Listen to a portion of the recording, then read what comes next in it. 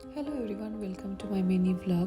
আজকে ঝটপট বিকেলে রান্নাটা সেরে ফেলছি, কারণ আমি এটা 3 দিনের মতন রান্না করে রেখে দিয়ে যাচ্ছি। কালকে সকালে আমার সিশেলস লেওভার আছে।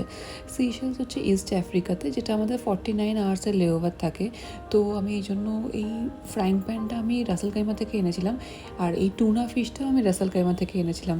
তো ওইটা আমি বানাচ্ছি। এই ফ্রাইং প্যানটা ভীষণ ভালো, মানে এত ভালো স্মুথলি রান্না করা যায়। আমি এটাতে সানি সাইড আপ বানিয়েছি একদম 1 ড্রপ অফ অয়েল দিয়ে, তাতে এত সুন্দর উঠেছে। তো টুনা আমি ফার্স্ট টাইম বানাচ্ছি, মোটামুটি পেঁয়াজ, টমেটো, আদা, রসুন দিয়ে আমি বানাচ্ছি। আমি জানি না কীরকম খেতে হবে, আমি কোনোদিনও টুনা টেস্টও করিনি। আমি ইউটিউবে কয়েকটা রান্নার রেসিপি দেখছিলাম, ওখানে অনেক রকমভাবে বানাচ্ছিল।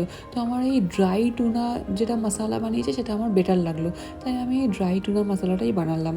তারপরে আমি আর একটা ডাল এই রাত্রে ভিজিয়ে রেখেছিলাম আগের দিন, সেই ডালটা বানাবো। এটাও আমি ফার্স্ট টাইম বানাচ্ছি। আমি সবসময় কিনে খেয়েছি এই তড়কা ডাল, কিন্তু আমি ওই কয়েকটা রান্নার চ্যানেল থেকে এই অনেকগুলো রেসিপি ফলো করে আমি নিজের মতন করেই বানাচ্ছি। ওরা এক্স্যাক্টলি যা যা দিয়েছে সব কিছু তো দেওয়া সম্ভব হয় না, সব কিছু অ্যাভেলেবেল থাকে না। তো আমার মনে হলো যে আমি নিজের মতন করে একটুখানি বানাই। তো আমি রাজমার এই ডালটা বানালাম। লাস্টে একটু ঘি দিয়ে ডালটার উপরে তড়কাও দিয়েছি, ঘি, রসুন, একটু কস্তুরি মেথি দিয়ে। এইভাবেই ডালটা ফার্স্ট অ্যাটেম্পেই আমার হিট হয়েছে, ভীষণ ভালো হয়েছিল খেতে। এখানেই ভিডিওটা শেষ করছি। টাটা।